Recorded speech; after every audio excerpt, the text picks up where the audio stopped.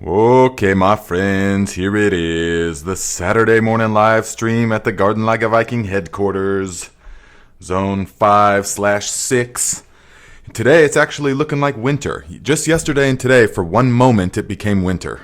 So that means it's snow on the ground. It's like 18 degrees, something, reasonable for this time of year. So let me know where you're at, what you're doing, what you guys have planted already, and let us do the sound check. I love the cold. Okay, what did I say in the whisper? That's the only way that I can know that the sound is working. So, because the live streams, you don't get an opportunity for a sound check or anything. Okay, good. Meyer Lemons. Thank you. All right, so guys, Teresa Durer says cement powder is only ground up limestone dust. Yeah, with epoxies and some other stuff in there, definitely. But that's going to lead us. I have a lot to say about a couple of videos circling the internet right now with millions of views and a channel. Both the channels are larger than mine.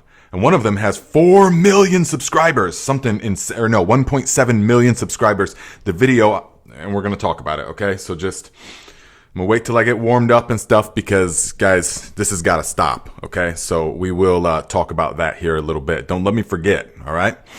So let us know where you're at, whether you're now or watching this after the fact. Let us know where you're at and what you have started already, all right? And don't be shy because, you might think that I'll go, oh, you shouldn't have started that, which might be true, but don't worry about that, all right? But remember, guys, number one seed starting issue is starting too early because here is the formula. It's very simple. The longer the time indoors, the longer the time for problems, okay? And so we want that to be as little as possible. Dirty or Catfishing says, are you going to start some drama? No, I'm going to end some drama because I'm getting a lot of questions from people about some of these techniques, and I was directed towards some of these videos. And guys, these videos that I put links in the description to two of them are absolutely fake. They are fake, and they are totally misrepresenting what gardening. We'll talk about it later. So, anyways. And no, it's not drama. It's just me calling it like I see it. So, let's see. Pam, hello, says good morning from South Africa. Peace and joy. Yes, same to you, my friend. Creative Soil says good morning, tribe from Chile, Oklahoma. I've been preparing the home garden spot, bought seeds, and getting supplies ready for the upcoming season. Yes, the time approacheth. Definitely. But, it was so warm the past, this whole winter's just been unbelievably warm. And if you're in a place that normally has snow or ice and stuff, especially up north in the real north, but you don't this year, let us know. Let us know where you're at. And is it a totally atypical year for you as well, like it is for us?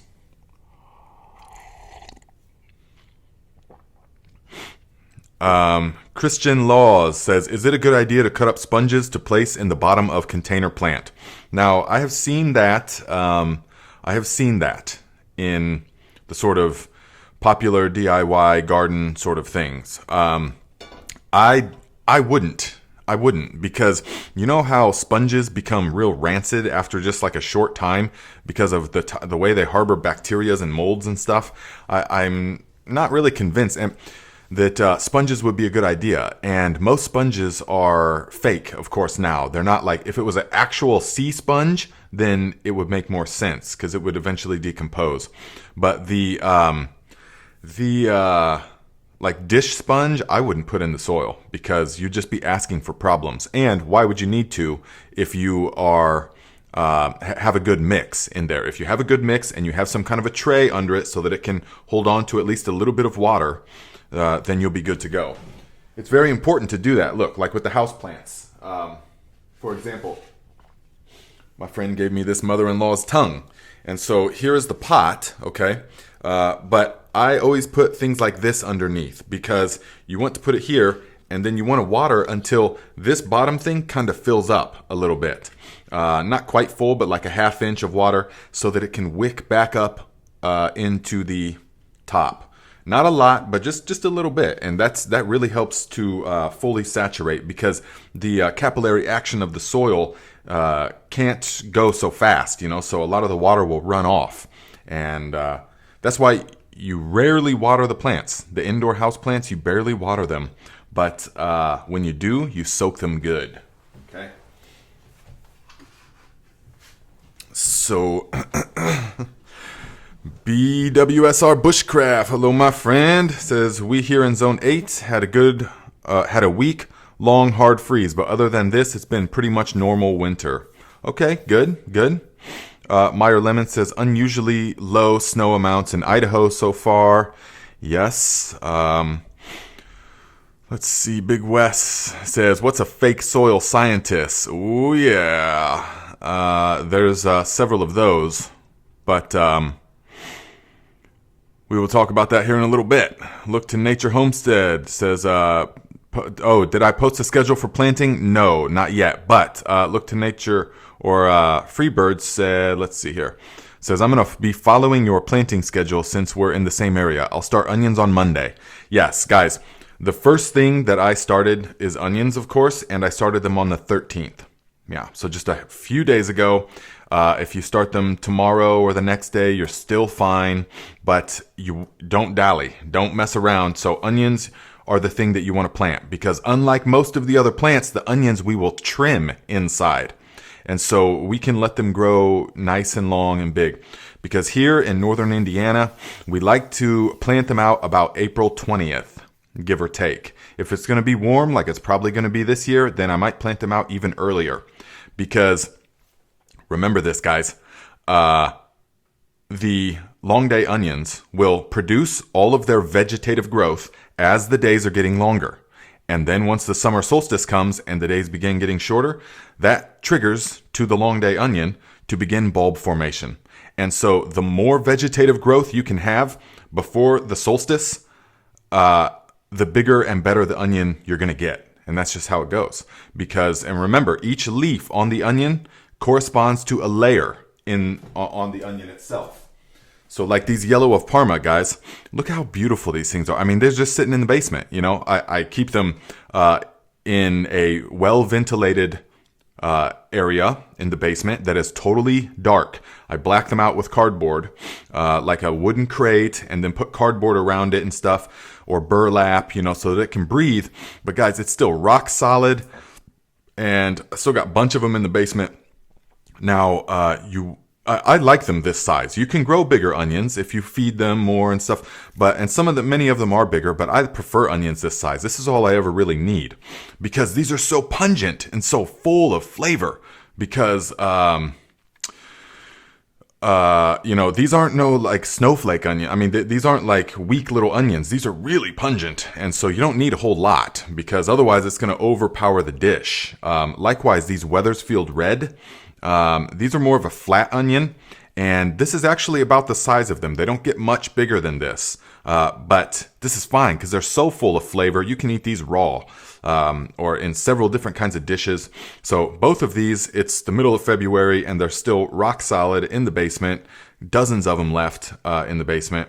And so, yes, Heather Fox says, I need to figure out if I am long day or not. I'm in Pennsylvania. You are long day. Okay. So you can, definitely watch my onion planting video, but you can get the yellow of Parma, which I highly recommend, the Wethersfield Red, which sort of originated in like New England, so it grows really well in that area. But then you can also, if you wanted to, you could get the Australian Brown, but the yellow of Parma, or the New York Early, that's another one that stores for a long time. Because I'm only into ones that will store all winter. Remember, the sweeter the onion, the less amount of time it will store. Because it is the sulfuric compounds that keep it from spoiling, that keep it in dormancy. So that's why the more water, when you cut into them and they just water your eyes so bad, that's what we want. Those are good storage onions. Like the Vidalias and the Texas Grande and most of the short day onions grown in the South don't store that long. So, yeah. Let's see here. Creative Soil says, when to plant bulbs? I have seeds and bulbs. Do you mean sets? You mean onion sets, is that right? Or bulbs of some other kind of plant? So, David Gillis says, Nate, I started the master cleanse today. Is vomiting normal? Sorry, off topic. You might have overdone the saltwater flush, but I wouldn't worry about it too much. So yeah, just carry on and watch the whole playlist on my other channel, Thrive Like a Viking. Watch the whole playlist about the cleanse. Make sure that you got a full understanding of it, but that's not going to be an issue. So I would just carry on and maybe back off some of the salt water. Don't chug it so much. Creative Soil, onion sets. Okay, onion sets can be treated in a similar way. Now, you will have mixed success with the sets because remember, guys, the onion is a biennial, meaning that in the first year, it produces all of its vegetative growth and stuff, which this is still part of the vegetative growth, actually. And then the second year, it will produce seed. That will be its only thing.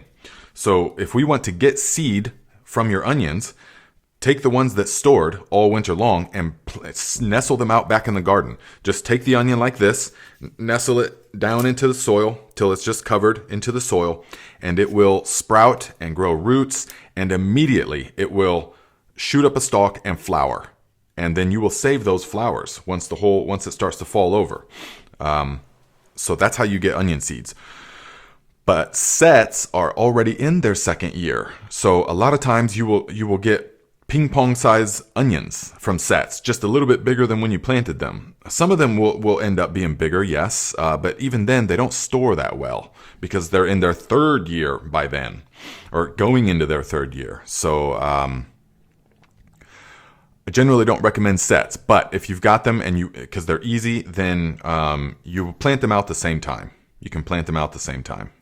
Onions can take a hard freeze, no problem. I mean, 20 degrees for a couple of days, no problem. I even remember it getting down to like in the middle teens, and the onions froze solid. The slips that I planted out, they've just froze solid.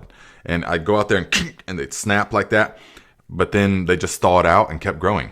So, yeah.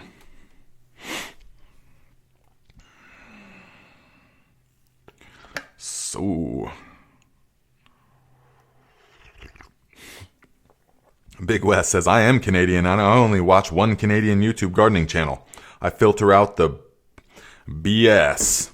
Yeah, I feel you, my friend. There's actually not that many gardening channels I watch either. So, Big Will Dog, what's up, my friend? Yes, I'm going to be heading down to Indianapolis this coming week. It's actually probably going to be Wednesday that I will... Wednesday I'm not sure yet. I'm not exactly sure yet. I will have to time that and let you know. So the Crybaby Sentimental Homestead, I can't read that question. It says, I like to grow from true seeds because, the sets I find are really rotting already. Yes, definitely. And that's why, because they are in their second year of growth.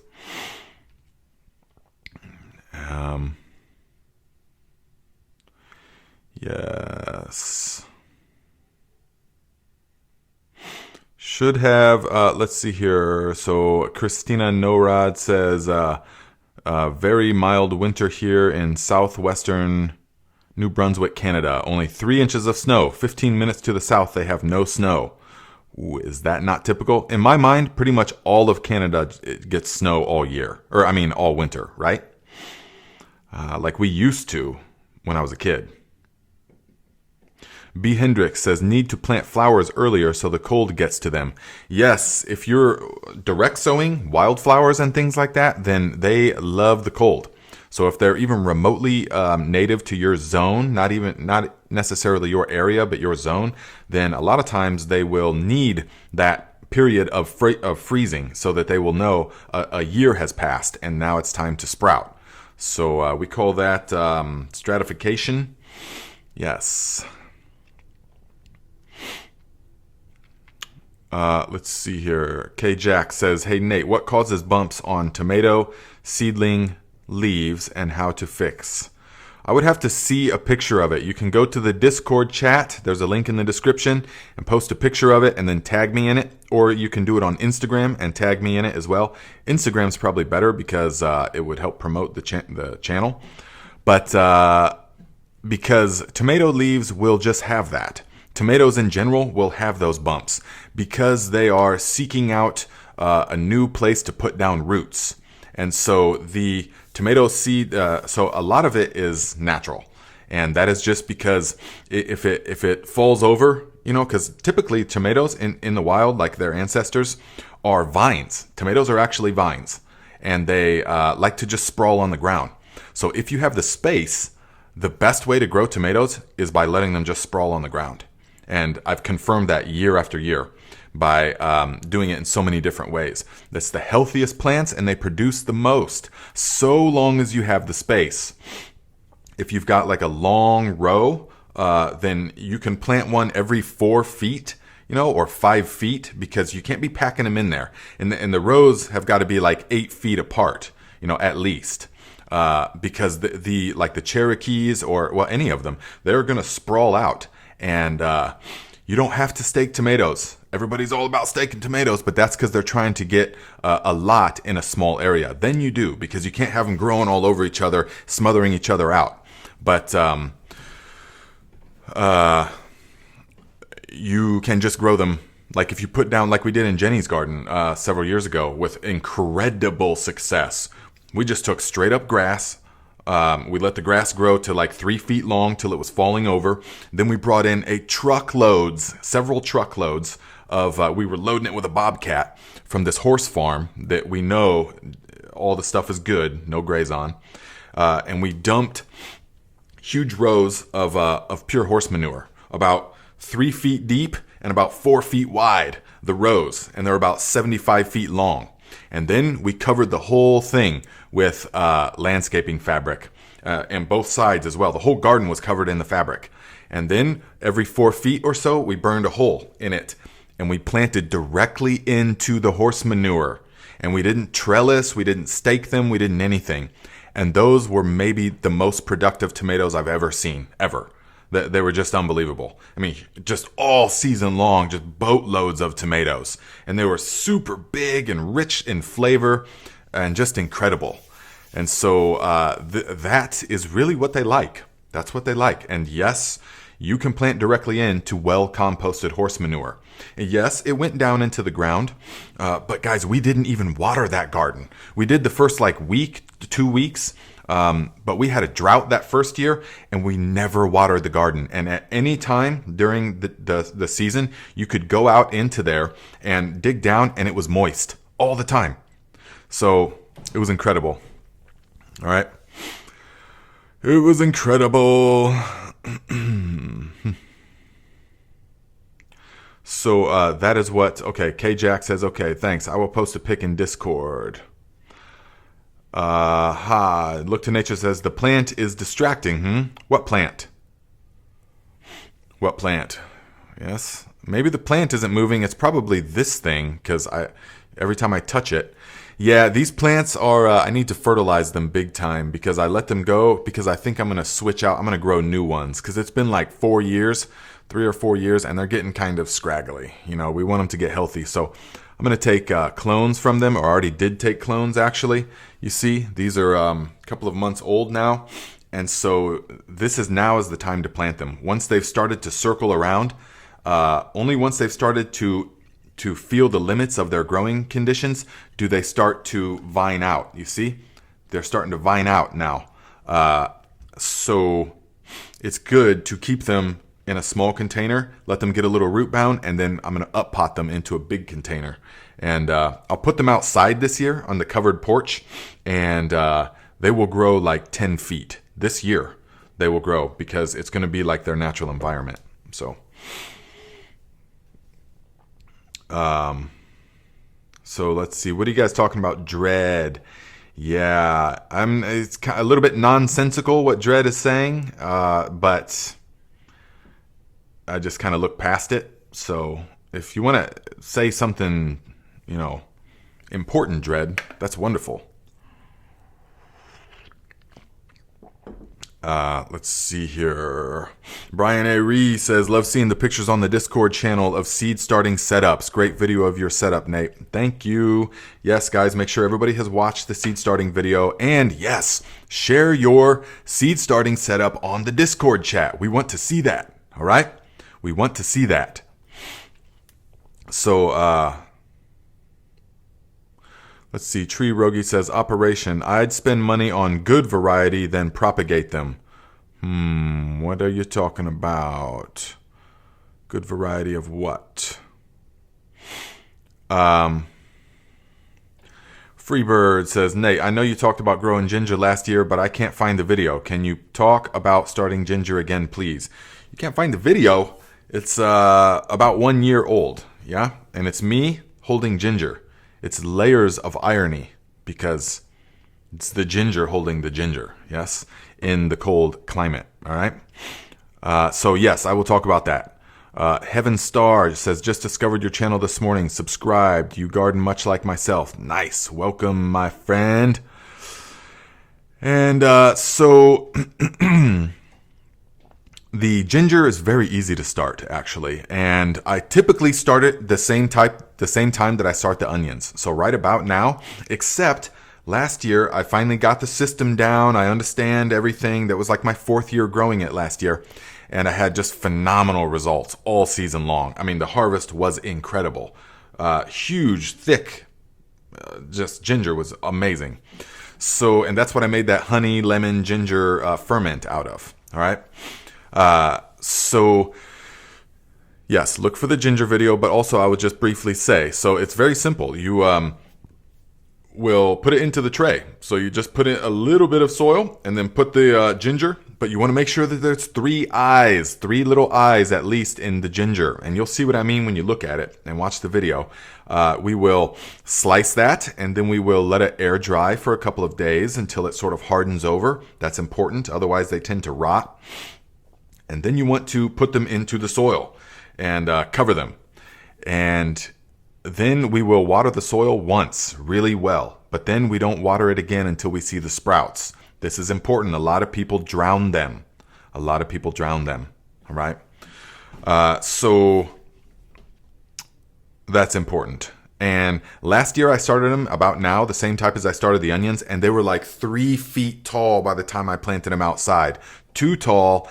They had a hard time adjusting, although I almost can't say that because they really produced really well.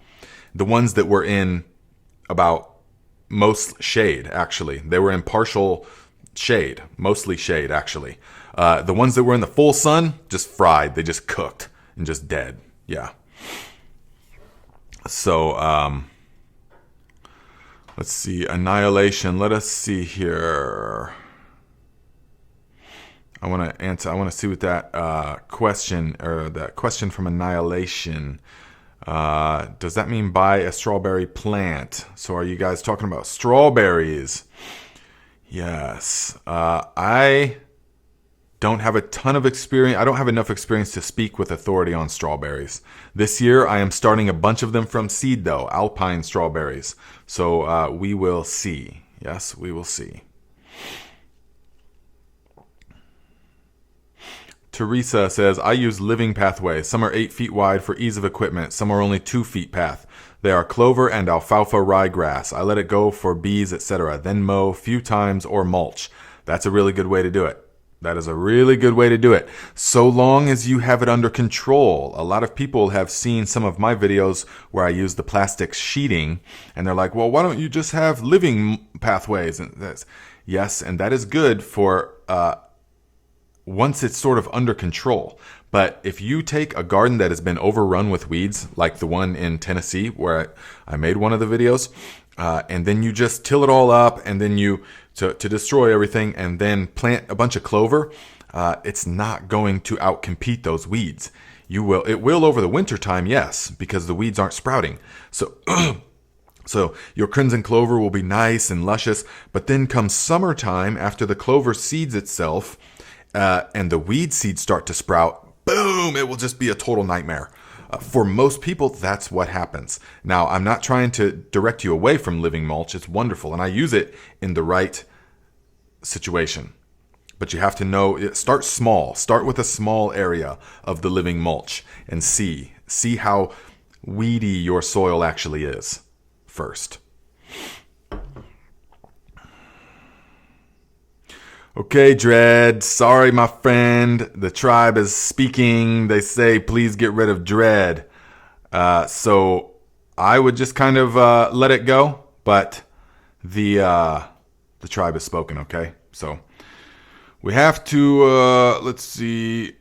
Sorry, my friend. Okay, been timed out for 30 minutes, whatever that means. But I appreciate your enthusiasm. So, okay, Dread is gone. I know, Alexander, I don't know how they do. We're actually pretty unfortunate, though. If you look at a lot of other chats, like some of the other chats, I just don't know how they have thousands of people watching, at the same time, which is just kind of crazy. I've seen Pinball. Some of you guys know Pinball Preparedness. I visited him in Tennessee. He's got 2,700 or 3,500 people watching at once. I don't know. I don't know how he really even talks about it, because the chat is just like. So, I don't know. I like what we got here, though. This is great, because I feel like we can actually talk about things. We can actually, share ideas and stuff. So.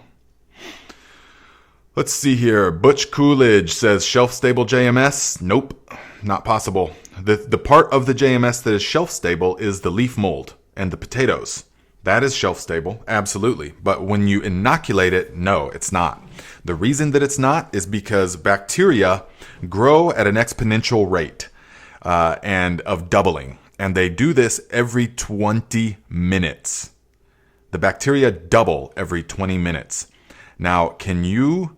any of you guys that understand, exponential growth, exponential charts, exponential graphs, all that kind of stuff, it's like it goes on for a little while. Okay, so there's like 2, then there's 4, then there's 8, then there's 16. Okay, so it like goes on for a little while, but then all of a sudden, once the quickening happens, it just boom, boom, boom, boom, boom, and it's huge. And so the bacteria grow in this way.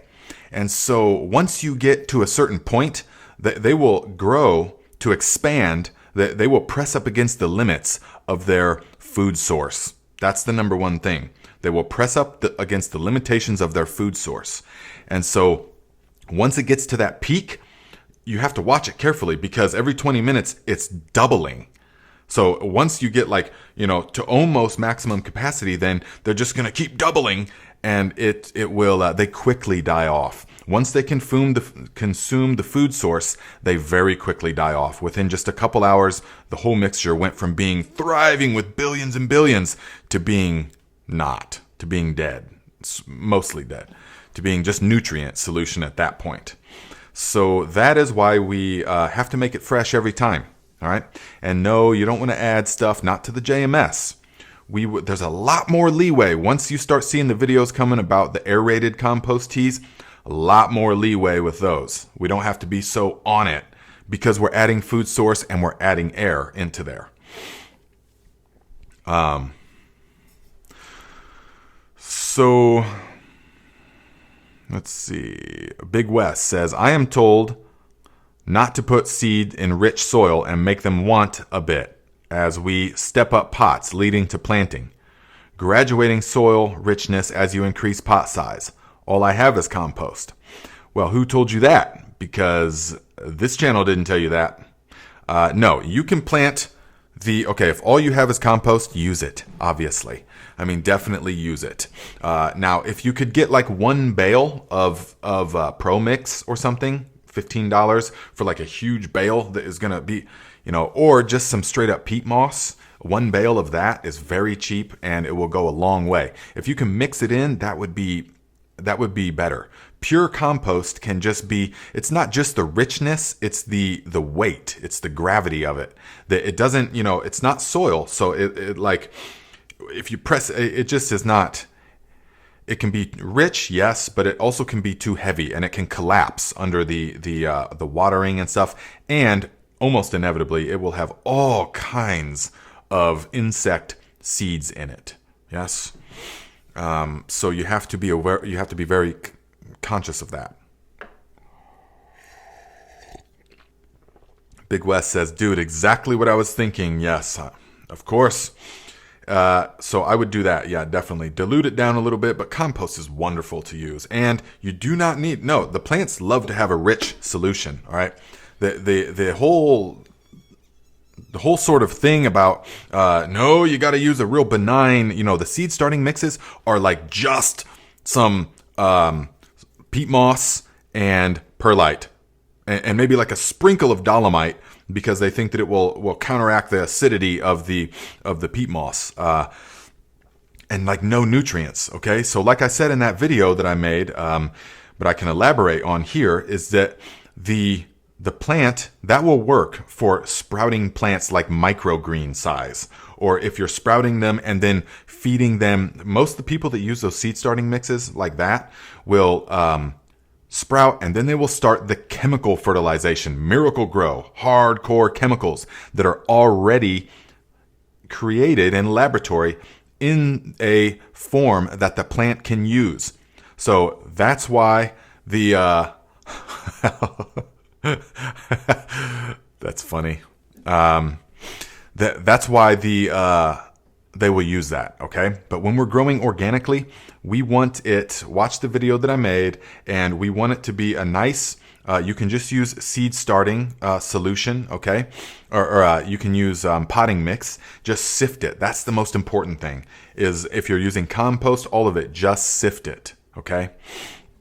And that is going to be ideal. Sift it and then add the worm castings. Worm castings is everything that your baby plants are going to need. And guys, I took a tour of the worm farm yesterday. It was awesome. It's going to be a great video for you guys, but it will take some time to edit because I was there for like 3 or 4 hours doing all different kinds. It was so fun with him. We were coming up with all different kinds of things, and it was cool because we could talk shop. Like he probably, because he's obviously got a passion for this. And so he's probably used to talking to people that just kind of glaze over like, oh, okay, you're talking about all this, hardcore soil stuff and the different kinds of, but I was all about it. And I could hold that conversation like, yes, okay. And like this, and then this happens. And it was great. So we had a good time and did all kinds of different takes.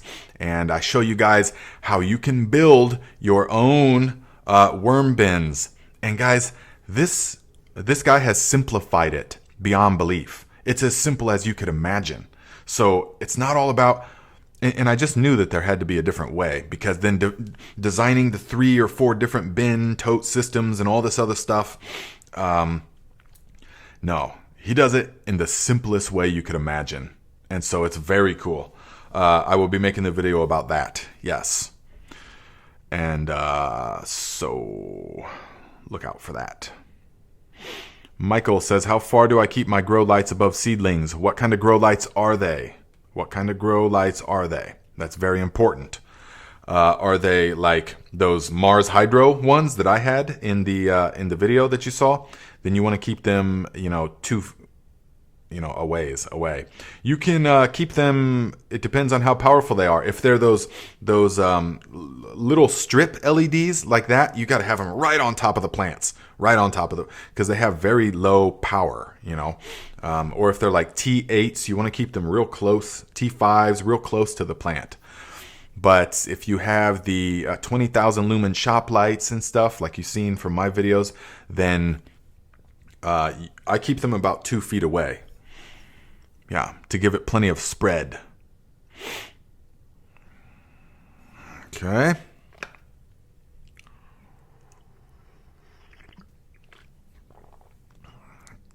Katie Gusti says, I just found this channel. You're wonderful. Thanks.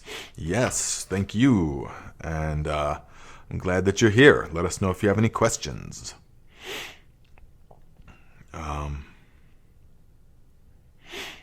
Teresa says, I have a small spring creek on the farm. It produces a lot of green moss that I put into barrels for tea, along with barrels of stinging nettle and goosefoot. Nice. That sounds lovely. And guys, if you remember, I've sort of, I contemplated making a video, about why I've changed my mind on JDOM stuff, but that would be kind of clickbaity, kind of, and I don't like those kind of videos because I haven't changed my whole mind on the JDOM stuff at all. I still promote it, use it, all of this kind of stuff. But the thing that I did change, and I still might make that video with that title, I don't know. But the thing that I did change was that I no longer I no longer utilize the anaerobic fermentations while they're fermenting. I have found that it's much better to make the brew and let it totally digest before starting using it, because then you have almost no risk of plant diseases or any kind of weird smells and all that stuff. So I found that if you just make the ferments and then let it digest completely before using it, you'll have a lot better success and you won't have that putrid stench of death all over the place. And so that's what I promote now, because JDOM is all about you can make it and immediately start using it. But you can, and I did that for many years, but that's not the optimal way, in my opinion. All right. So, yes, Rachel, thank you. Gloucester Council Watch, Gloucester. How American am I saying that? It says, not clickbaity, it's your lived experience. Yes, and it's true. It's true. It is definitely my lived experience. And I've changed my mind just on that part. I mean, I still fully promote the use and everything. I mean, it's wonderful. But I highly recommend to let everything fully digest until you look in there and it's mostly all liquefied. And because, I've explained several times what is happening here. Scorpio, 1969, $25. First tip of the day, my friend. Thank you. Appreciate that. Appreciate the contribution. Guys, make sure you thumbs up the video if at all possible. Big Will Dog says, Nate, I have worm casting bucket that all the worms died in. Should I just throw it into my compost pile this spring or use it? They all died. Why? I would put it into the compost pile, probably. You can definitely use it as well, because it's going to be full of castings and stuff, right? So you'll throw a couple handfuls into each of the planting holes. That's really good. Yeah? Or I'd have to see it and smell it and kind of feel it to see if it's still good. But worm castings are going to be a critical component to the aerated compost teas. Definitely.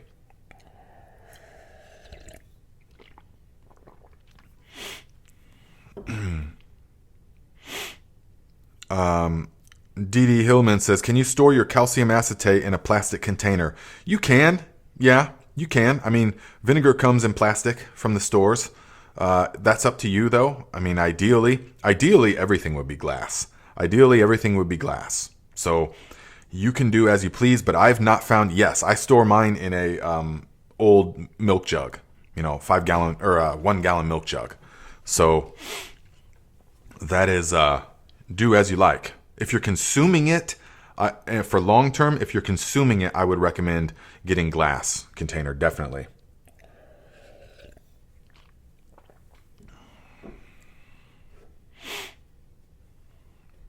So, VA Green said, yeah, there might still be some cocoons in there. Oh, definitely. There'll be cocoons and all kinds of good stuff. But you just want to see, you don't want it to smell rancid, though. You don't want it to smell rancid.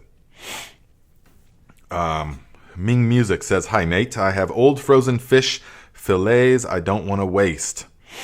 Can I make fish hydrolysate ferment out in my shed? I'm in New Jersey, Zone 7. Old frozen fish fillets. So that would be like ones that you caught, or that would be ones that are like breaded from the Schwan's man, that kind of thing? No. But if they are If they are just actual fillets, like from a time you went crappie fishing or something, or bluegill fishing, absolutely, yeah. Yeah, you can make the hydrolysate with that, no problem. You just want to make sure that you add plenty of the labs. That's going to be very important because the frozen fish fillets are not going to have the same type of bacteria.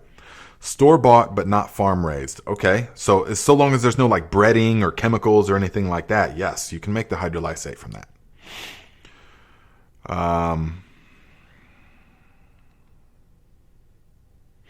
Let's see. Heaven Star says, I have done the Three Sisters with glass gem corn. They're very tall, but you need at least 4 rows for pollination to get any corn yield. Definitely, yes, definitely you do. Craig Lepla, $5. Thank you very much, my friend. Says hello and keep teaching. Yes, that is what's going to happen, guys. We are just getting started with the whole movement here. And Blessed Love says, what video do I need to watch for setting up my garden prior to planting? I think 3 to 4 JMS treatments. Yes, last year I made a video titled, I forget what it's titled, but I'm holding an aquarium heater. And you apply that 3 to 5 times prior to planting. Now I went through and redone most of the videos into different playlists. So you can look, and there is Preparing the Soil is a playlist, and that's going to have all the videos that are relevant to preparing the soil, including that one. There's also like a planning your garden. There's a, preserving the harvest, cooking the harvest, all of those playlists now. So definitely.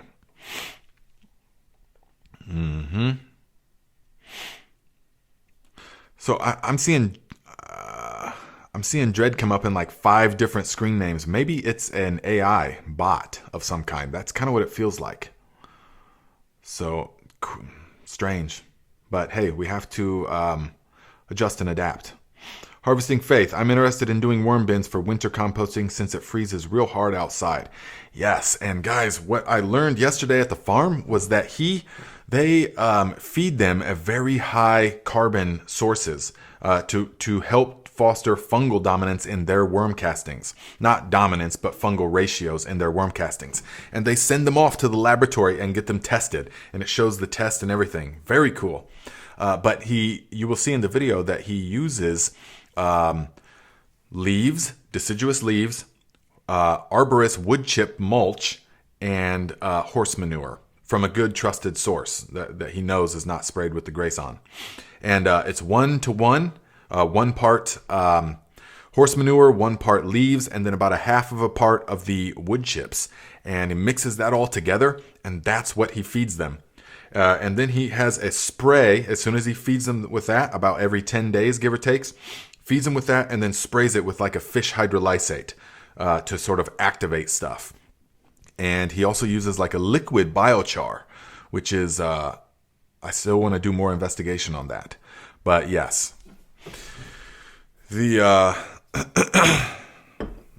It's very cool. So yeah, and then he says, so for you guys, you could make that bedding, and then you could add half and half food scraps and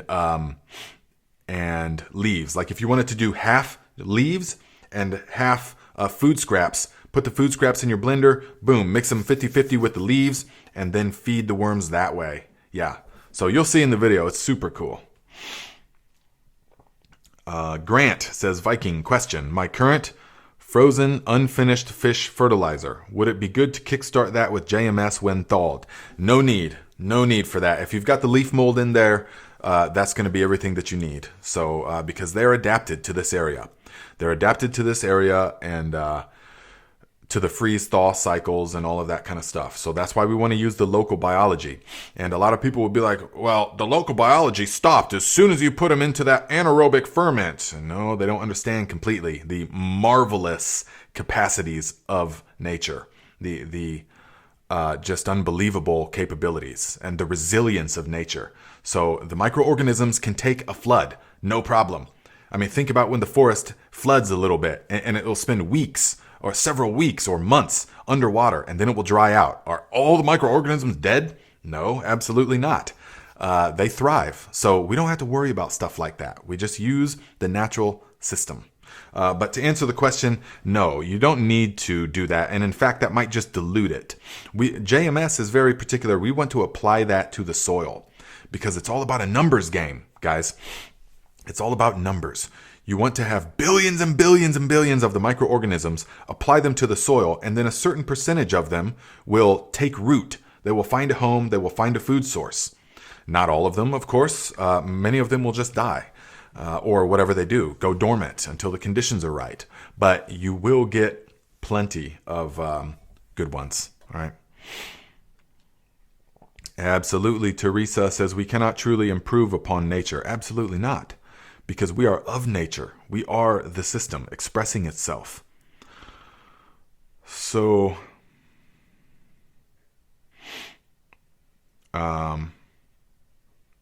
use forest for. Okay,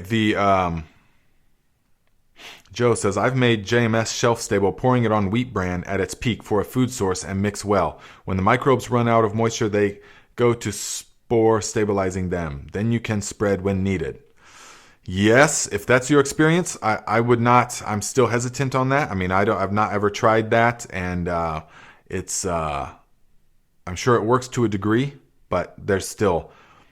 Everybody wants to make shelf-stable JMS. Why, though? Just utilize the process of JMS and use it at the peak. Why have to go in the big way and get rice bran or wheat bran and stuff like that and then try to make it shelf-stable? The leaf mold's already shelf-stable, as perfect as it can be, 100% intact. So I don't know. Maybe you've got a really particular situation that would necessitate shelf-stable in some way, but... No.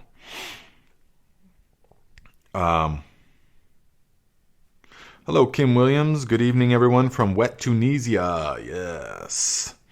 Tree Rogi says, time for your rant that you were talking about at the beginning. Thank you. Okay, let me take a sip of this coffee, which is just the Viking coffee. Some nice stout coffee of the morning. I just didn't finish it. And then it's got like a quarter cup of raw cream, tablespoon of molasses, tablespoon of maple syrup. It's so good, guys.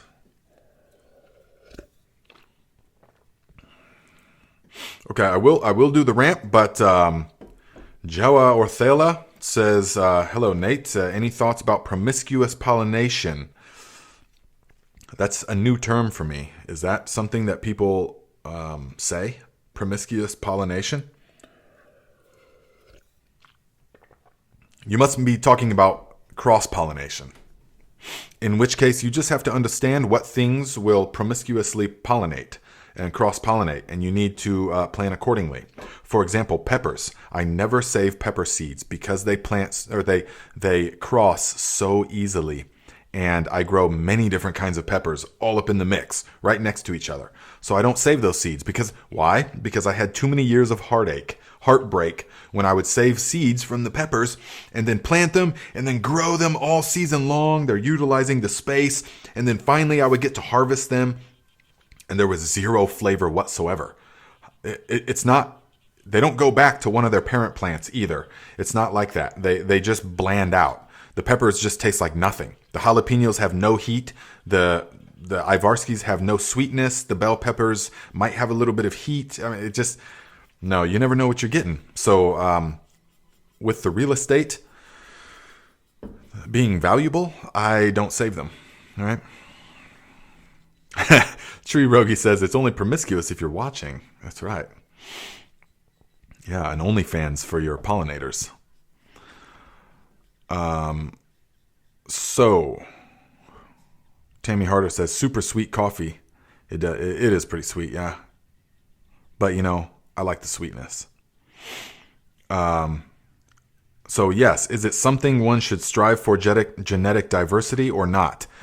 Guys, genetic diversity is absolutely paramount. So to all systems, all living systems. So you need to maintain genetic diversity. Absolutely. So whatever that means to you. Butch, yeah. So the B. Hendricks, that's funny.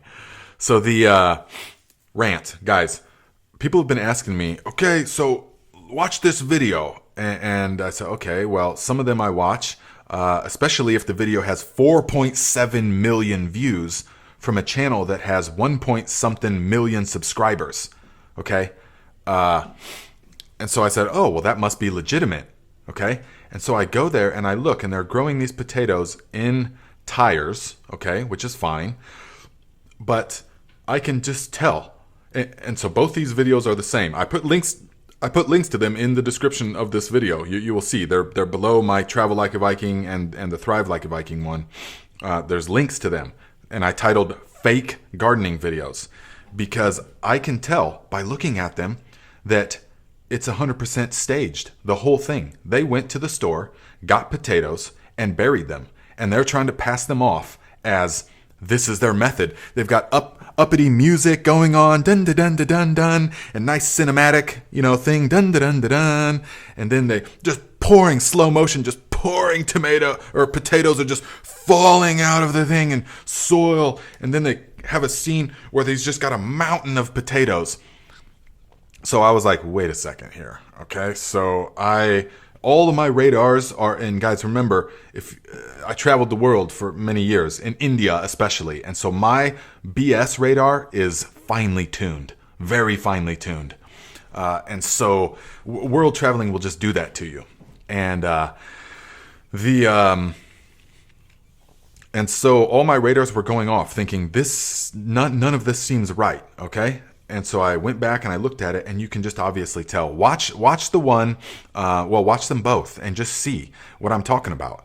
And one of them has water jugs, like 5-gallon water jugs. And the guy's got these little sickly little plants like this long sticking out of it.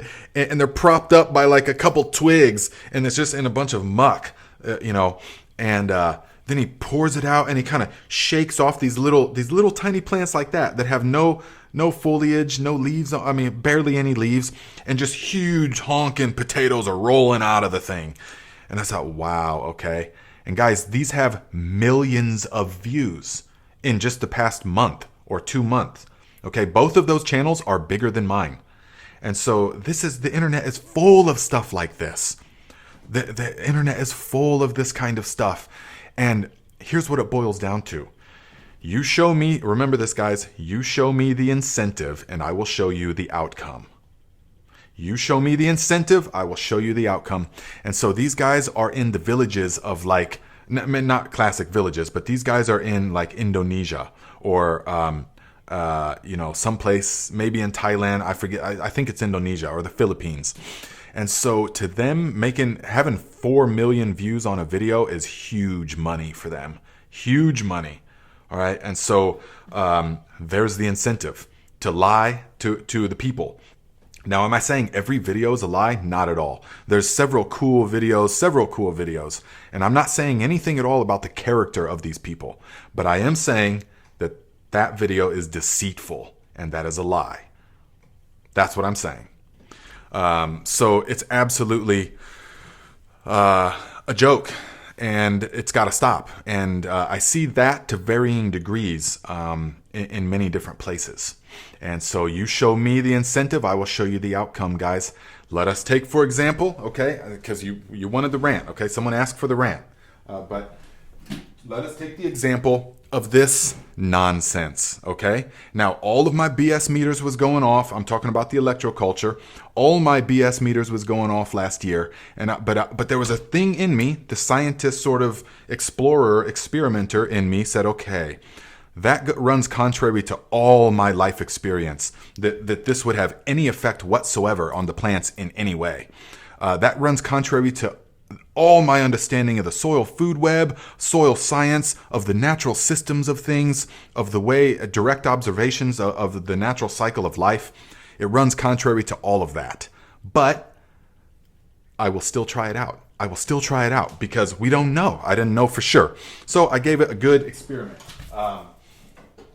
And made several different kinds and stuck them all over. Looked like a lunatic sticking these all over. Stuck this one at my mom's garden and stuff. And lo and behold, absolutely nothing at all happened, guys. Nothing. It makes zero effect whatsoever, okay? So I'm going, now why is it so prevalent right now? Well, you show me the incentive, I will show you the outcome. So I go to the main guy that's pushing this kind of stuff. You know who I'm talking about? I don't want to use his name because I'm not trying to slander anybody. I'm just trying to show you guys how it works. And so the main guy pushing these, there's like two main guys pushing these. You go there and it says Electroculture results video. And someone even made the comment last week about this, that they said, when I was talking about electroculture being BS, they said, well, the Hills Mills, I just said one of the names, sorry. But they said, well, this guy did a direct comparison, and he proved that it works. It really works. And so I only saw that after the fact, that comment. And so you go to the website and you go, okay. So you look and you say, well, he's got this video where every other one has one of these antennas. And it's blatantly obvious that every one with the antenna is much more vigorous than the other ones. Now I'm thinking, okay, well, so what's the incentive here? Show me the incentive. I'll show you the outcome. You go and you think, well, okay, I better get me some of these. So you click and the guy's selling these. Guys, he's selling them $5 a pop. Okay. So conveniently, you can just buy, and you have to put them every 3 feet. So if you have a 100-foot row, how many is that? I mean, guys, you can have thousands of dollars in copper in your little garden, okay? But conveniently, you don't have to mess with making them because this guy sells them. Show me the incentive, I will show you the outcome. Also, there's a guy, a younger guy that talks about the electroculture and its suppressed knowledge and this is the way. He never understands the soil food web or any of this kind of stuff, all right? And so I'm like, well, what's the incentive? Lo and behold, the guy's selling books and courses. Check out my books. Check out my leafy green powder, the best on the market that I'm selling. So So do you get it? The people want to make a name for themselves because they want to sell stuff. Okay. And so it's rampant. That's what the internet is developing. Instagram accounts, YouTube accounts is just rife with that kind of thing. Hidden incentives, to kind of sway your opinion. So there's my rant on that. Show me the incentive. I will always show you the outcome. So, yeah. So so there it is, guys. Mom Computer says the ones that push the electroculture are selling the antenna or have a friend that sells them. Yes, absolutely. And I love Danny from Deep South Homestead. I used to watch his stuff all the time when I was still in the knowledge seeking stage of all of this. I like his personality, his channel, everything is great. So this is nothing against Danny. And I would love to tour his farm someday, do a collaboration of some kind. But Danny, come on. I mean, he made some videos. Wow, look at these electroculture antennas are just doing crazy, incredible good. And by the way, my buddy over at the Hills Mills sells these if you want to sell. And no doubt we got a little thing going on where I'll take $1 and you get $4. You know what I mean? It's like that, guys. It's like that. So it's not anything against them. It's business. This is a business. But you just have to look out for that when thinking, wow, okay, so I'm going to focus my efforts on getting $500 worth of copper instead of just making some compost, brewing some fish fertilizer, which is going to give you infinitely more returns. Okay, so there we go. Thank you for allowing me to rant. I know. No, Danny, is nothing wrong with Danny whatsoever, man. I'm just saying that, guys, I'm not 100%, no.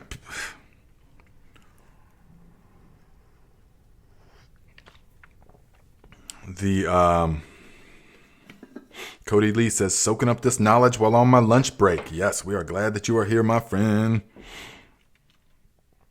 And, Yes, Big West says, I approach with an open mind and an investigative mindset. Definitely. That's why we have to experiment, guys. And if I sense, because I've become so sensitive to reading the plants. I mean, it's for those years in Northern California, big money was on the line. I mean, it was very, very high stakes, not just money, but the stakes were as high as it can get. And so I had to make sure that these plants thrived. And so I lived and breathed and researched and experimented day and night every day for a long time. Okay. And so I became, and the way that you tell is you read the plants, you sense how happy they are, you sense, and you use that as an expression of what is happening in the soil. That's the plant is an expression of what's happening in the soil. So I could tell the difference between the slightest adjustments in their nutrient regimen, in the sun, in the timing of pulling the tarps on and off the greenhouse or turning on the lights in the grow rooms. I could tell all of that. And so now I can tell the slightest difference. When I make an aerated compost tea and apply it, and I have the fish fertilizer in there, I can tell the difference between the ones that I don't have the fish fertilizer. You can just sense it and see it in the way that the plant responds to it. So and I planted these and I watched carefully, man. I had like a dozen of them all over across all the different gardens. And I watched carefully, man. I was looking at those for the slightest little sign of anything at all. And there was zero. So that's that, in my opinion. Queen RB says, thankful for all who can donate to Nate. Yes, me too, guys. Thank you very much. I appreciate you. Definitely. And remember, if you guys want the Egyptian walking onions when it's time, which will be like September, which I'm thinking we're going to rename Valhalla onions. Yes. Valhalla rowing onions, or Valhalla sailing onions, something like that. So far we just have a handful of people, Jenny G, David G, the dad Dan, Freebird, and Nathan J. It says, keep the change, you filthy Viking. I get it. Home Alone. I used to love that. I used to say that all the time. Keep the change, you filthy animal.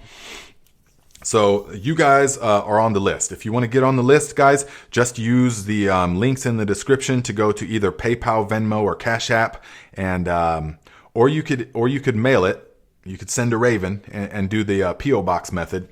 And it's $40, and you will get a good amount of the walking onions, and then you can plant them, and you will have walking onions forever. Then after that, they're the most hardy plants you could imagine, and they're fantastic for a permaculture area or anyone that grows food.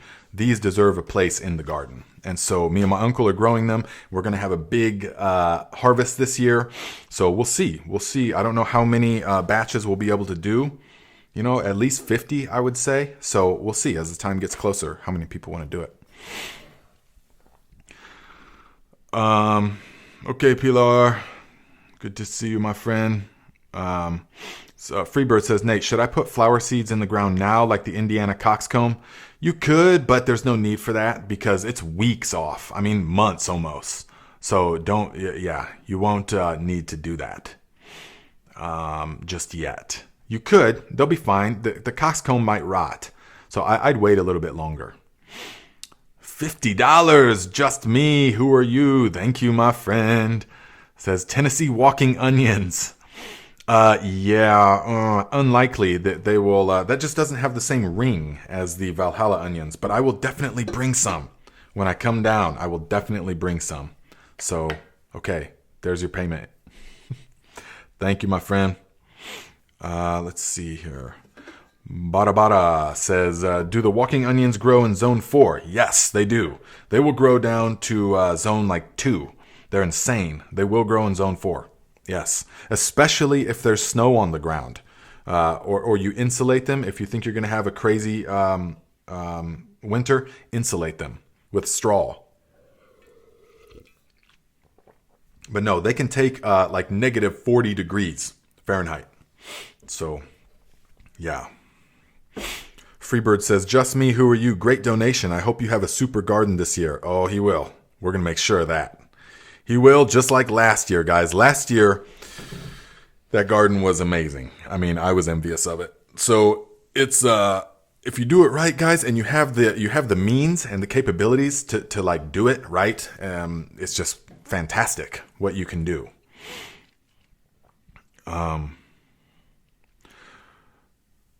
Lose 3 grow tree says, I tried to borrow biochar method. How much should I use in a 3x6 grassroots fabric. 3 by 6 by 1, something like that. Those grassroots, I think, are like 1 foot deep, right? It doesn't take much. It doesn't take much. So a couple of handfuls. Yeah, a couple of handfuls will be enough. Yeah. And I'm not even so sure that I would put biochar in a fabric pot, because the biochar is a long-term investment, and it formulates relationships with the soil and stuff that are very unique and that don't want to be disturbed. The best way to use the biochar is if you're going to do a one-time initial till, which I always recommend that you do, or not always, but most of the time recommend that you do. Then, and I will show you, I'll do a video this summer on what I mean, and or this spring, where we're going to break some new ground. And so we're going to till in some cow manure and some biochar at that time. Get it into that soil nice as deeply as you can. Do the one-time initial till, and then you can go no-till from there out. And that biochar is in there. That's a good way to use it, because it will stay there for years and years and years. I mean, until the rest of your life, it'll be in the soil. So now in the pots, I'm not so convinced that I don't feel like that would be advantageous, actually. But you could add a handful or two, yeah? VA Green says, I hear people say 5 to 10% biochar. I don't think so. I mean, I don't think that's necessary. Just because, yeah, I mean, okay. I mean, yeah, you could do that, but you got to understand it's not a nutrient, you know? So yeah, you could definitely do that, because it is like an aerator to the soil. So 5 to 10% could work in a soil mix. Yes.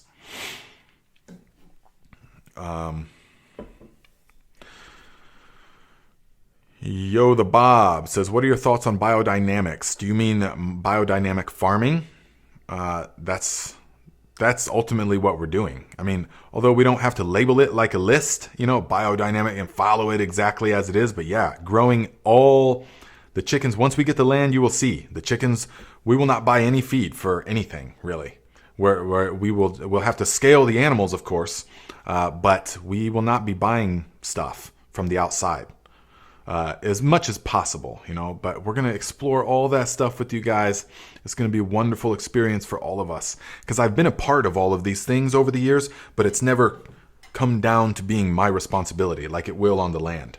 So I will be the one to really be able to call and experiment and stuff like that. So that's when we can put all that knowledge and experience into practice in the best possible way. So we will learn a lot. The land, the school is going to be a wealth of knowledge. AK Froggy says, what do you think of green sand? Is it worth the price? It's a wonderful thing. It's very high price. And I guess I could put it this way. I don't use it. Instead, in my granular mixes, I would use azomite. Way cheaper, and has so many different minerals in it, guys. So,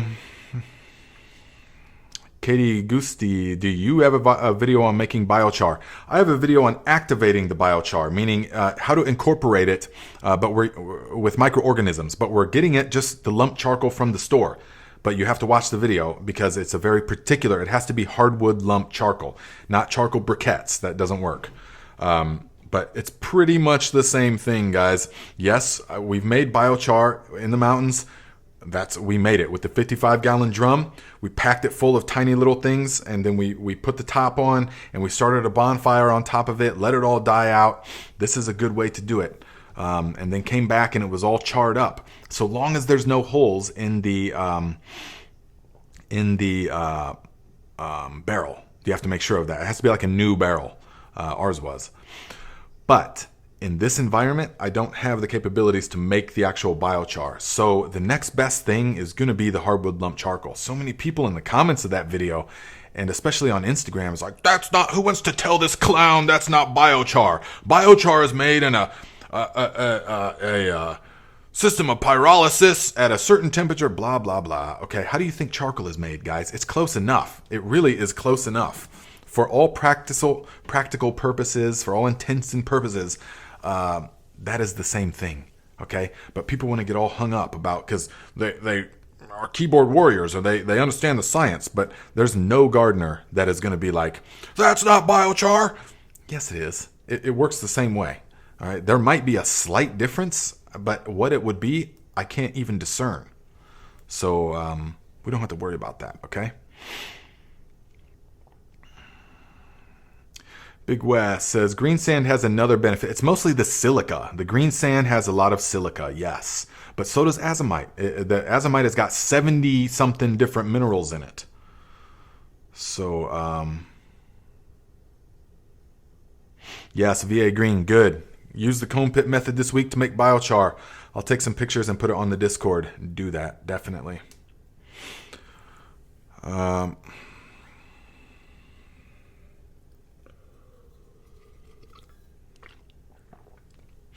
Outside in Georgia says, will you grow chickens from things only on your own land, or will you go off your land for things like horse manure?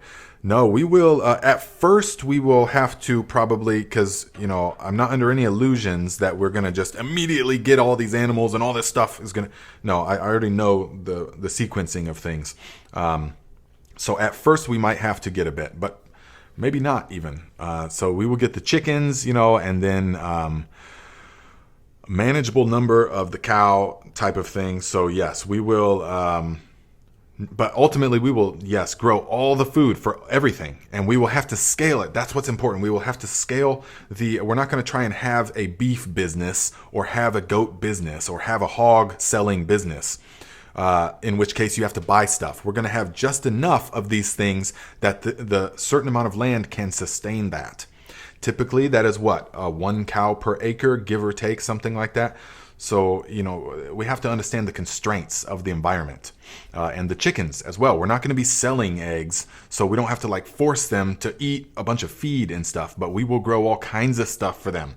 Tahitian melon squash in particular, because we want them egg yolks to be dark. And soldier fly larvae, these kind of things we will be doing. Joa Ortela says, when is this going to happen? That's a good question. The plan is within 3 years, give or take. I'm going to be here. I'm feeling like 3 more seasons. So, what I'm doing now is getting all the finance, the revenue streams in line to finance all of that. This includes the book, this channel, the website that's in the works, all this, so many things are happening. But you can only do so much at once. So we'll see. We'll see. All I know for sure is I've already seen it, that kind of thing. Wojtek, $10. Thank you, my friend. Says Thor's marching onions. Thor's marching onions. Yes. When I was young, I used to want to be Thor so bad. So bad. I also used to want to be He-Man. How many of you guys remember He-Man? That was my number one show. When I was a kid, I used to watch reruns. I used to take the videotape Betamax and record the He-Man off the TV and then rewatch it so many times. I loved that show when I was a kid. Let's see. The Kim Williams says, Nate, question. I have been advised to use sulfur on my land to lower the pH. Any thoughts? Well, I would have to know what are you growing and what is the conditions like, because generally my opinion on adjusting the pH of the soil is not necessary.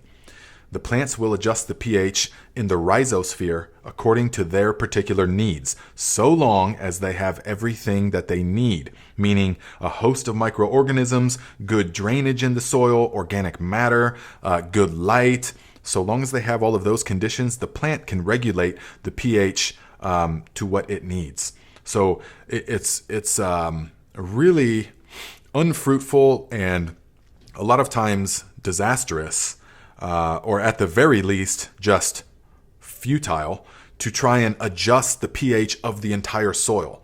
So that's why, if you go to your county extension office and stuff, they're going to say, well, the first thing you got to do is get a soil test. Then you got to start adjusting the pH. And then you got to start adding, N, P, and K and stuff. And no, that's the old way, but not the old way. That's the new old way of the green revolution, which is actually the chemical revolution. So that is not actually what we want. So nature never needs to adjust the pH of the soil.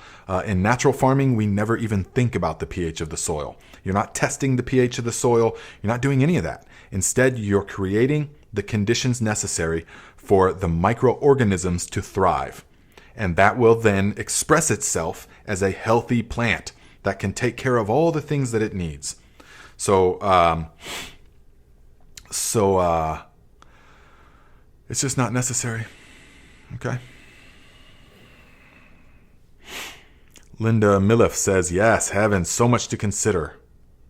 Heaven, let's see, what are they talking about? Heaven, Sister Golden Hair, I'm going to try this year, yes.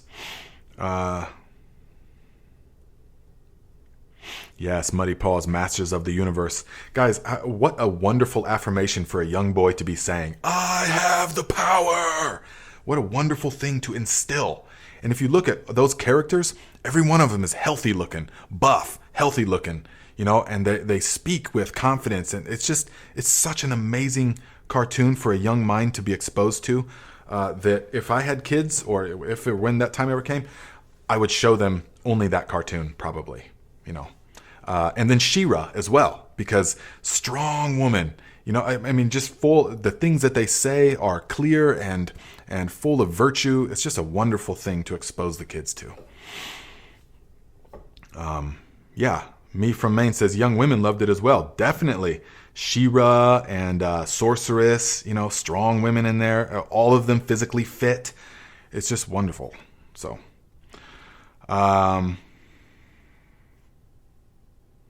ooh, yeah. Crybaby Sentimental Homestead says, I bought the Tahitian squash you shared in some of your videos. I'm excited to grow them.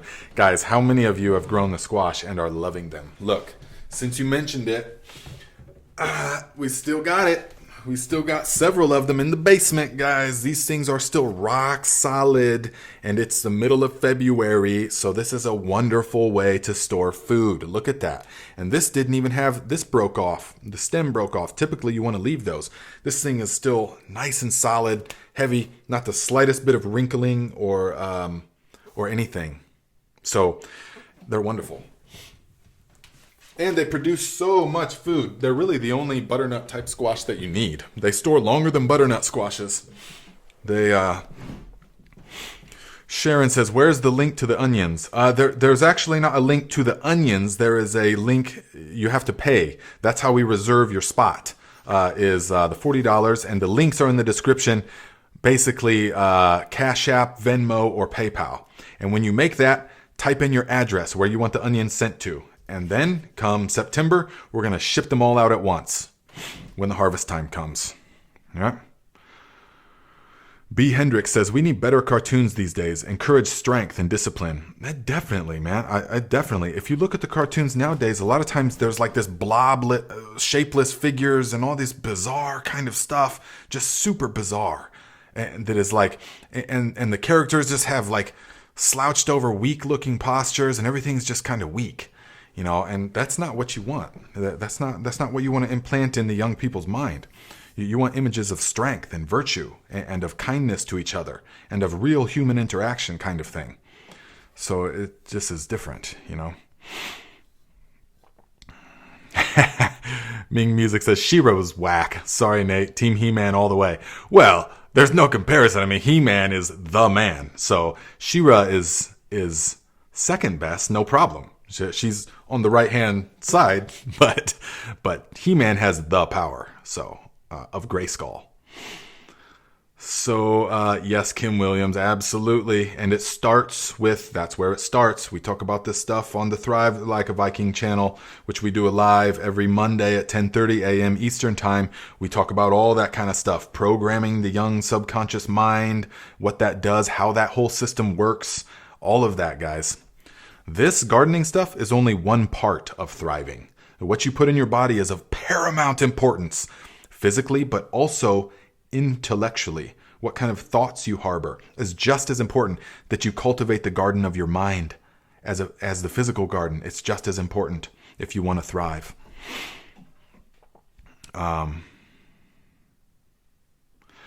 Tammy says, Nate, what state are you going to in a few years, or haven't you decided yet?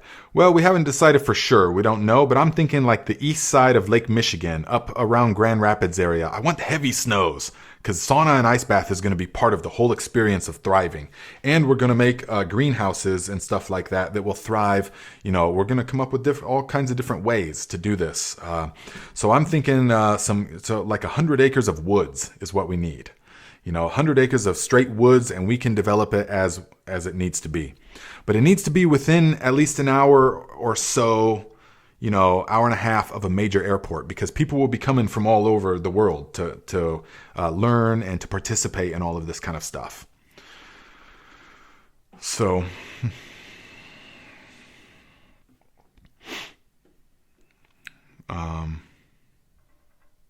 Claire says, that is an excellent assessment of the pop culture messaging about being dependent, helpless, unable to self-activate due to dependence on the current system. Absolutely, guys.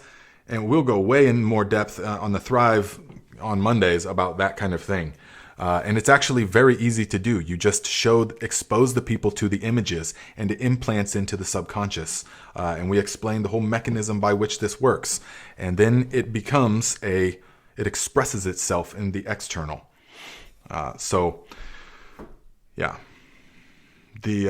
Definitely. Harvesting Faith Homestead. Your mind is like a garden. You can grow flowers or you can grow weeds. Absolutely. That's the thing, guys. Just like your garden outside, whether you intentionally cultivate it or you just let it go wild, it's gonna grow something. So it's best to prudently weed and cultivate the garden of the mind. So much more important than any other kind of garden.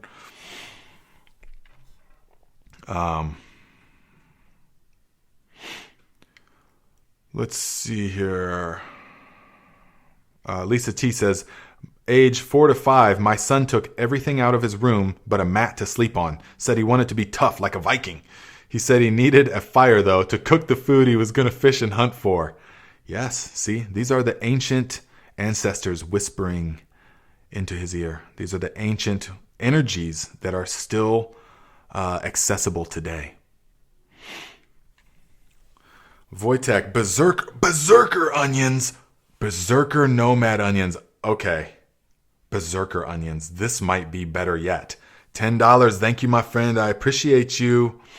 I think you've made enough contributions. If you want some berserker onions, then just text me your address, okay?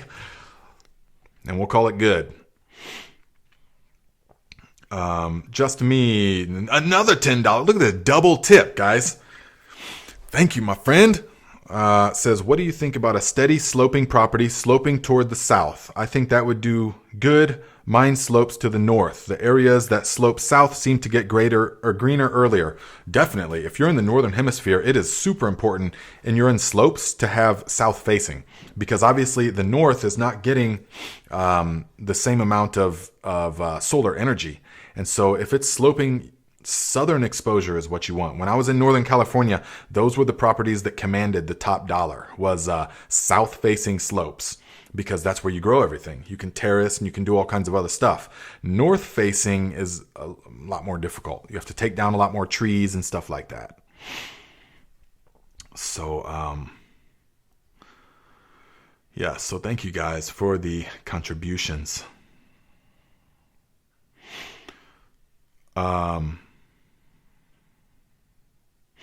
Nathan Wall says, we shouldn't start seeds early, but if we have an early spring this year, would you start early? No, I would not. And why is that? Because I've had my heart broken too many times by starting early, thinking, oh yeah, the spring is here. Oh, that's fine. We're going to plant the end of April. Bam, late frost kills everything. So no, I would not. And you don't gain anything, guys, unless you're in a very like zone 2 or 3 or something and you've got the shortest imaginable season.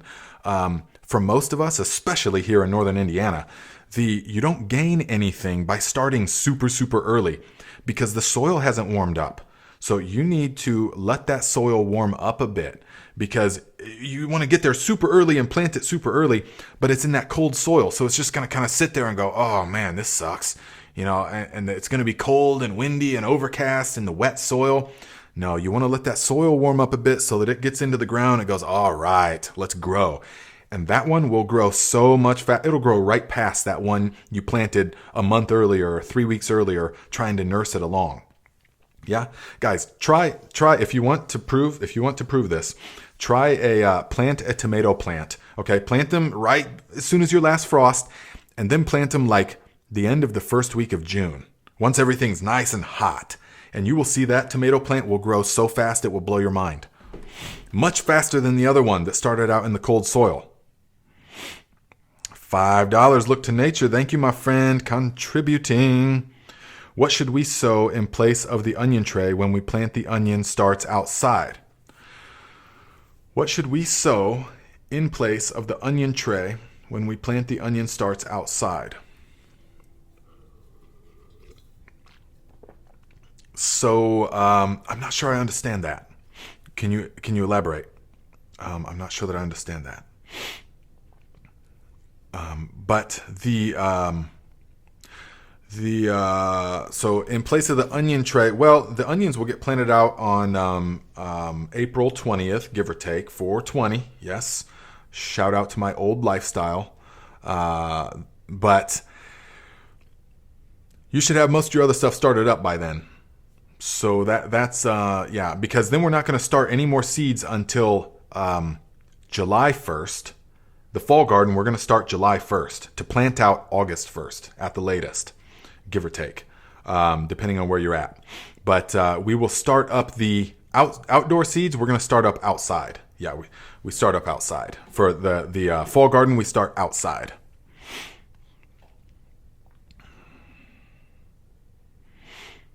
What should we take its place on the shelf and mat? Right. Okay, that's what I thought you meant. But by that time, we will be pretty much done with most of the stuff because you're going to plant those out April 20th. That only gives us here about a month before the last frost, in which case we will start stuff. So if you need that room, yes.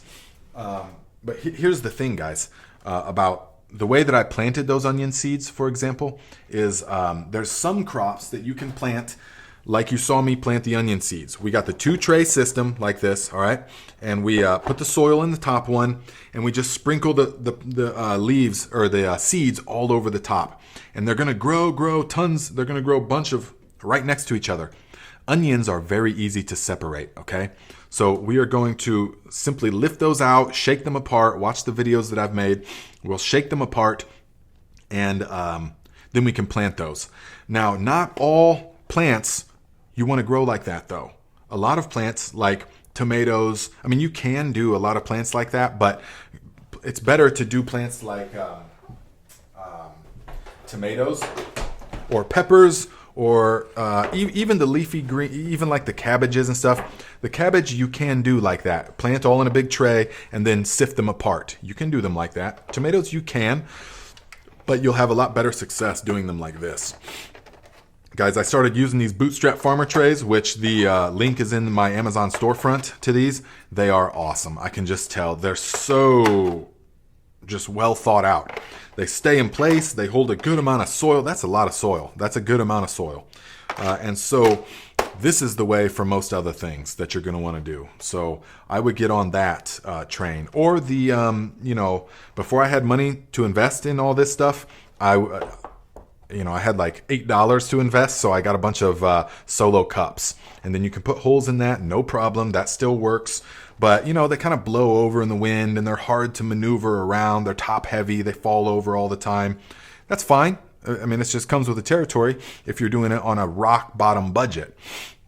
But if you have $90 to invest in, 5 of these, which makes like 160 pots, if you have that money to invest in these, and these will last many years, you can tell. They're heavy duty. They're not like the flimsy stuff you get from the store. These are real, like heavy duty. So these, I'll figure you could digest that cost over 5 years or even longer if you take care of them. So it's well worth it, in my opinion, if you have that capital to invest. But if you don't, then you can just do it the other way. Not a problem. Solo cups.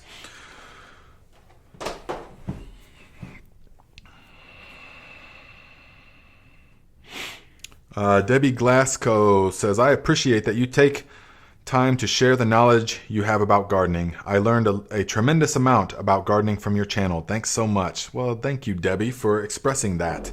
And I'm happy that you're gaining, that you're benefiting from the channel. I'm happy that you're here, my friend. So, Wayne Carulli says, I had $8 to invest. Right, yeah, at the time I had no money and I needed to grow my food. You know, I was just coming out of the mountains where everything collapsed and I was in a bad state, you know, so I had to like grow food and get back into with the land and stuff. And so, you know, you don't have every little dime, when you don't have any income at all, every little dime is like, one step closer to catastrophe, you know? So, that's where J-Dom comes in, guys. Free. I mean, it's just nothing. You can grow food for nothing. Yes. Ooh, Jeremy Ranson, that's a good idea, says Nate. Maybe a new updated video about the 3 principles you talked about in your first garden video. I know, that would be nice. That would be nice. Linda Lou says, believer that we are one with Mother Earth. Absolutely, guys. We are inseparable from the great mother that sustains us. Mother and father, ultimately they're polarities of the same infinite energy. But you are literally soil that has been arranged in a certain way and animated with the breath of life for a little time. And you'll go about doing things, and then all of a sudden you will return to the soil. And it will come, those elements will become something else again. And even those elements, where'd they come from? They came from the stars. They came from the formation of everything. It's all one. Absolutely. So let me show you this, guys. Pesto, okay? This has been just a godsend. You know, as far as in the wintertime, all winter we can just pull one out of the freezer. We have like 40 of these. Pull one out of the freezer and make it. It is the divine taste of summer, guys. I grew a bunch of basil last year. Got 3 full flushes from the basil because I used the Viking granular nutrients. And even though they were in pots, they grew super fast and vigorous and full of flavor. I mean, they had all the nutrients they needed. So combined it with the garlic that I also grew and made a bunch of pesto. Packed that thing, the Vitamixer, with the basil leaves. Like mountains of basil leaves are in these. So when you dig into that in the middle of winter after a sauna and an ice bath session, which remember I'm hosting classes, doing that all the time now. When you dig into that after a nice ice bath, then it's like the burst of summertime. It's so wonderful. So I highly recommend. That's how I recommend doing it. All right.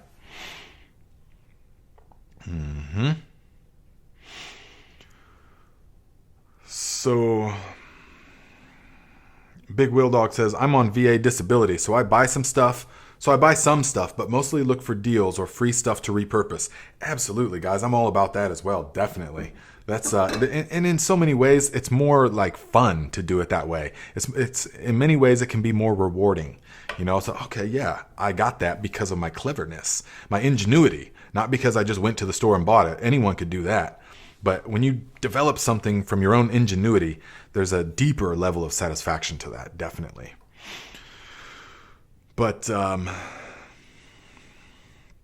Ming Music says, is there a video on your backstory of your gardening experiences? Not yet. We're kind of doing that. Well, we'll get there eventually on the Travel Like a Viking channel. We'll get there eventually. But no, I kind of want to do a little bit of that. Because, guys, I got pictures that would blow your mind of me in the greenhouses and all kinds of stuff that would be pretty awesome. I'm just not sure if I'm there yet as far as putting that out. You know, but I think so. So, yeah. Nathan Wall says, do you harden your brassica transplants and onions before they go into the dirt? You mean into the soil? Dirt is what's under your fingernails. Soil is sand, silt, and clay, animated with microorganisms. But anyways, do you harden them off? Definitely. You harden off everything. You have to harden them off. Because if you don't, they will not like it. And that is why we want them to spend as little time as possible indoors before going outdoors. Because that adjustment period will be easier on them. All right?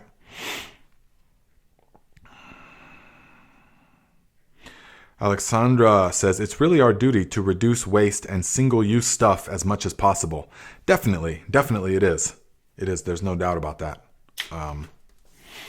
There is no doubt about that. And to formulate the systems that are as conducive to the natural ways as possible, So that's why we only start up what we have to, and that's why we try to use multiple use stuff. Definitely. I like it in India. They use clay. Everything's still for clay. Clay pots. They start up their stuff in clay pots. It's like 1 rupee for a little clay pot, which is like 70 of them for $1. But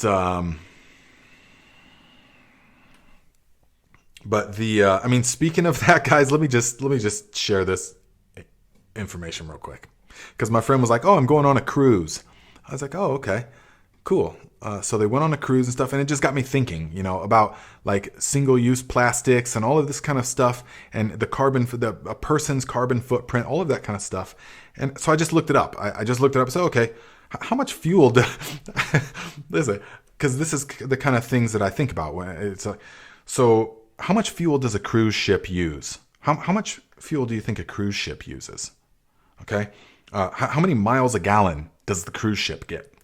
It travels, how many miles a gallon? A cruise ship takes about 50 gallons per mile, which makes it, it can do 80,000 gallons a day of fuel. 80,000 gallons a day. They have a 2 million gallon fuel tank. 2 million gallon fuel tank on a cruise ship. And how many operating cruise ships at any time? Roughly 323 of these cruise ships using 80,000 gallons of fuel a day. Okay, so that kind of blew my mind. But then I was like, well, how many how many gallons of fuel does an oil tanker use? And I looked it up. Roughly 2,623 gallons of fuel per hour. Now, how long does it take a tanker to get from the Middle East to America? 35 to 60 days, running at 2,600 gallons an hour. And how many oil tankers are there? Roughly 8,883 oil tankers running day and night.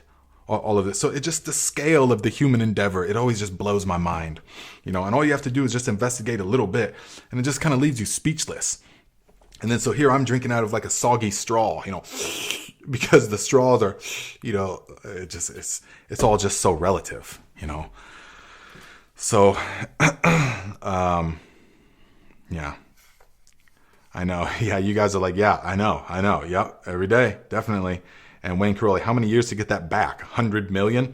Right. Yeah, no, there's no getting that back. Yeah. I mean, not with this way. I know. It's unbelievable. That, yeah. So anyways, that is your, that I don't know why. I just wanted to share that with you guys because things are so relative. When people are hating on the videos sometimes about the trash bag method and stuff. This is appalling, the plastic that you're using. And it's like, okay, but guys, you don't have a perspective. Man, when I was in Northern California, we would, and I'm not bragging, I'm just saying that we used thousands of miles of greenhouse plastic. Everybody just bought truckloads of greenhouse plastic every season. Blackout tarps, and then at the end of the season, everybody would scrap it all up, and a lot of people would just dump it over the side of the cliffs, and just miles of plastic.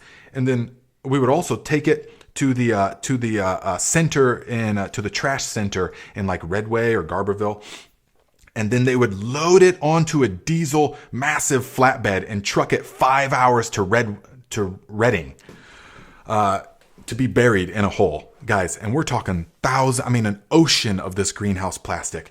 It just blew my mind, the scale of the human endeavor. And yet then people are talking about, it's unacceptable, you're using that plastic bag, which I kind of agree. I mean, if I could wave my fingers and all plastic would be gone, I would do that in a heartbeat. But that's not the reality we live in at this point. So the issue is more complex than this. So anyways, all right, guys, let's see here. Oh, yeah, 98 minutes. Dang. Okay, well, it's been a great talk with you guys, and we will see you on the Thrive Like a Viking live cast at Monday, 10:30 a.m. Eastern Time. And then we will also see you right here at 12 noon Eastern Time next Saturday. Guys, comment on the videos if you would. Share them to your gardening groups on Facebook. Let's try and grow the tribe, definitely. And let us utilize the links in the description, because that's the only kind, I don't really take sponsorships or anything. I don't do any of that stuff. The only thing I do is put Amazon links in the description so that I can get a small kickback, so that then I can just buy stuff from Amazon using that points. You know what I mean? That's how I do it. So anything you can do would help all of this. All right. And we will appreciate that all. I feel like there was something else I was supposed to say, but yeah. Does Nate have any Viking helmets, Mr. Miles? No, not yet. We will get some merch though, but that's just another thing I got to put onto the list. Got to get merch, got to get the fertilizer company happening, got to get the book written, got to get the land seeking out, got to get and have to create content every week, like every day. You have to be thinking about content nonstop, So, but you know what? I absolutely love it. It's perfect for a person like me to direct my energies towards that kind of thing, because it's a nonstop thing, and that's how I thrive. So, all right. Harvesting Faith. How's the sourdough? Look, I have not restarted it yet. I'm waiting until the right moment. I got the talk with my brother and stuff, and he said, okay, we're going to do it. So we're going to restart it soon, but I didn't want to do it haphazardly until I was absolutely ready and have my brother on board. So we will be doing it. Link, Wayne, I haven't seen you in a while. Still got that arrowhead. Thank you, my friend. So, yes, Teresa, infinite wisdom. Yes. But we save that for the Thrive Like a Viking tribe, don't we? All right. Here instead we do a we do a brief dance party, and then we'll do another. Guys, which one should I do? Bush, beam. Ooh, this one looks pretty good. Yeah, I don't really do filters much. Maybe if they had one so that I could have like cat. Little nose and stuff, that would be funny. No. Okay, my friends, we're out of here. Let's go.